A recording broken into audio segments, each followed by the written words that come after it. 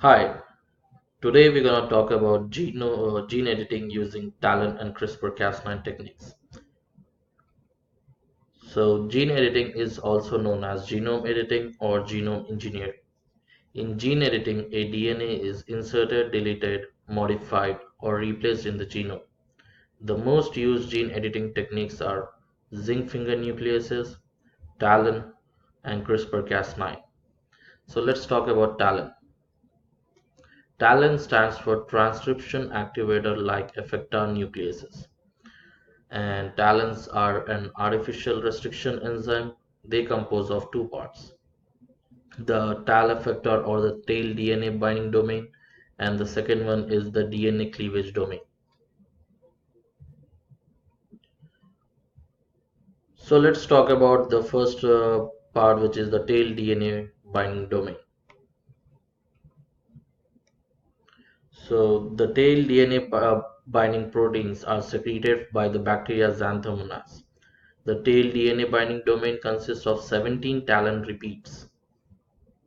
Now, each of these TALEN repeats consists of 33 to 34 amino acid sequences.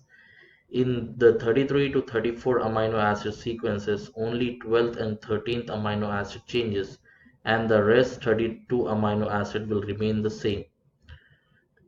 So, these 32 amino acids are referred to as conserved amino acid region, and the 12th and 13th amino acid in each TALEN repeat is divergent and are called as repeat variable diresidue.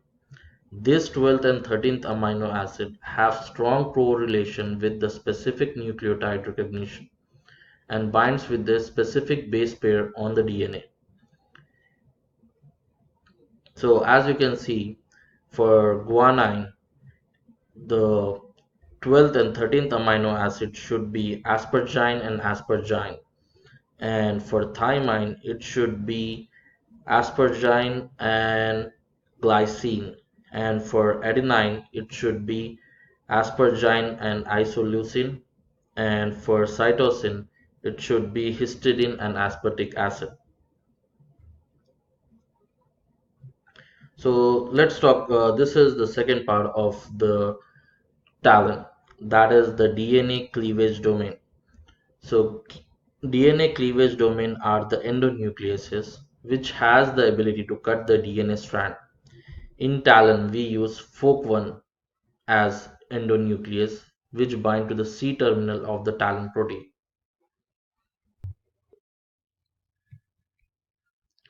So let's talk about the mechanism of the TALEN. So once the desired TALEN has been constructed, it can be introduced as mRNA into the target DNA. So the TALEN sequence binds with a specific nucleotide on the double-stranded DNA. So we require two talons to break a double bond of the double-stranded DNA. Once the talon is bounded to the fork one on either sides of the DNA, it forms a dimer and breaks the double-stranded DNA.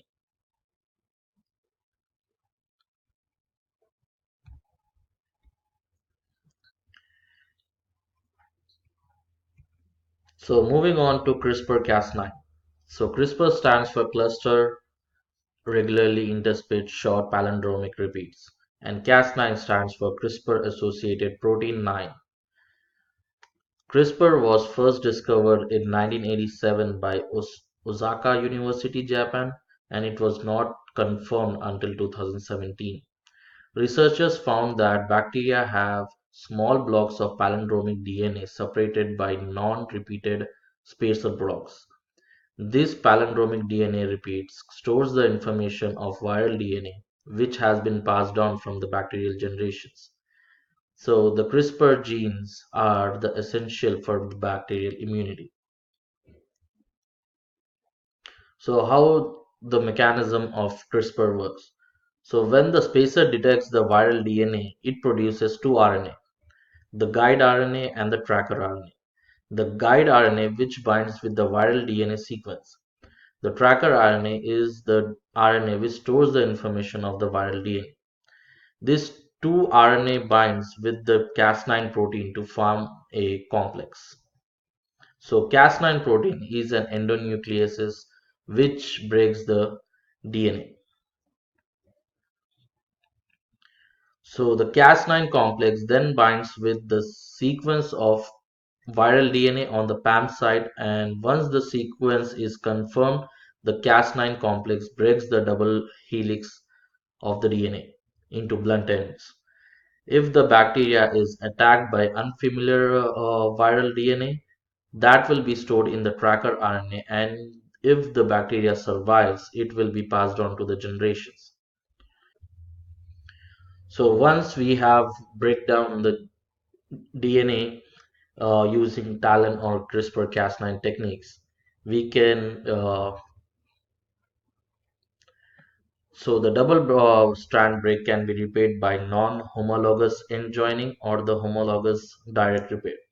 So non-homologous end joining is the ends are joined together with a insertion or deletion of the base pairs in the target DNA.